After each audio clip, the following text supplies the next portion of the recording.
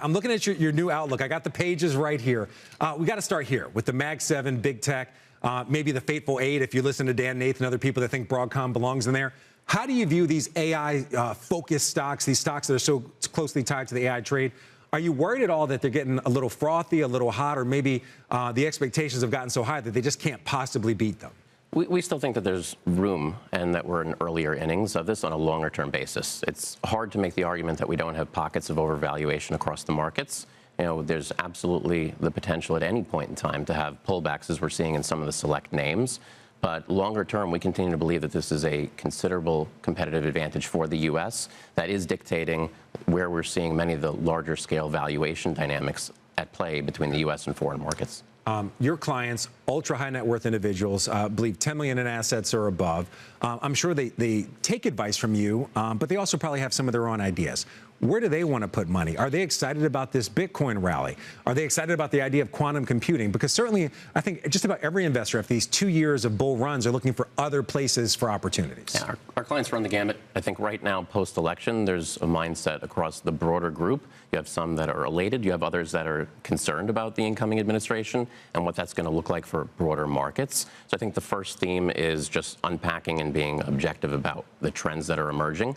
I think there is optimism, right? And I think you look across a lot of these asset classes, there is a considerable degree of momentum that's built up, and they want to continue to invest in those areas and find ways to just fine-tune their portfolios. But kind of momentum and risk on are two different things. Are they looking for some of those riskier trades, whether it be, you know, Bitcoin, like I said, quantum computing, some of these other areas of the market that seem to be running? It's more barbelled. It's ensuring that you have, I would tell you, some of that growth component in the broader sectors in the growth segment, but also pairing that and thinking of ways that you can actually reduce overall portfolio volatility and still achieve strong potential returns. So in your 2025 investment outlook, you look at the valuations, the forward PEs of U.S. large cap, U.S. mid cap, U.S. small cap, also international and emerging markets. U.S. large cap, 22 times forward earnings. Is that expensive? And then we go to emerging markets. Is 12, is that good? I mean, right now with what we're seeing, just kind of the shifts in the global economy, what is good? That's challenging to unpack. So valuations are a terrible timing mechanism, right? So we've had U.S. valuation dynamics like this exist for the better part of the last 10 to 15 years. You have cheap international valuations. I think that in and of itself makes them compelling on a longer-term basis. Right. We don't see the impetus for a cyclical uptick that's going to actually shift the dynamic where you want to be moving from U.S. large cap over to the international markets. However, if in select names on an active basis across small cap, it's becoming more and more compelling. What about some of the upheaval we've seen when it comes to leadership in some pretty large international markets? I'm talking Korea, Germany, France. How do you view those? When I look at the chart of how those indices have moved over the last month or so, they're actually performing either better or in line with the S&P. So what do you make of the upheaval we've seen in France, in Germany? The top one's the German DAX, up 3.5%.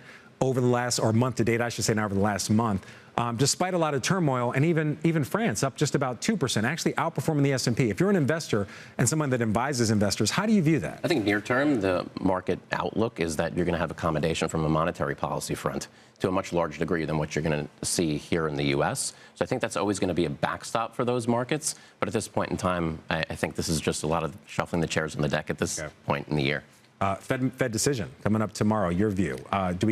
Almost everybody thinks we get the cut. What happens after that? I think the Fed should establish a position where every meeting is live, but they're really going to look at the incoming data. I think the consensus at this point in time is going to push their hand into a cut. And as we think about 2025, it's about setting expectations towards a higher neutral rate at that point in time and allowing the market to recalibrate to that.